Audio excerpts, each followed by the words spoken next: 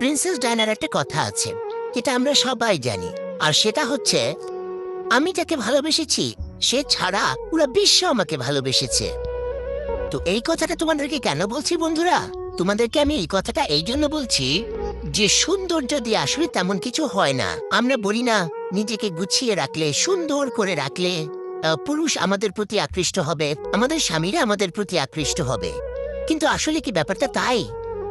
তাহলে তো princess ডায়নার husband তো অন্য মেয়েদের প্রতি আসক্ত হতো না। ঠিক বলেছি না? ঠিক তেমনি আমি মনে করি এটা শুধু ছেলেদের ক্ষেত্রে নয়, মেয়েদের ক্ষেত্রেও প্রযোজ্য।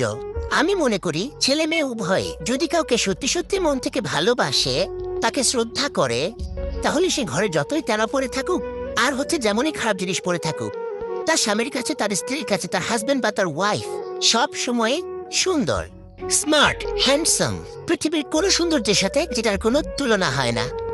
আশা করি বুঝতে পেরেছো। তো ভালোবাসাটা আসলে রূপ দিয়ে বা গুণ দিয়ে বিচার হয় না। অনেক মেয়ের অনেক গুণ আছে, অনেক ছেলের অনেক গুণ আছে, কিন্তু সংসার টেকে না।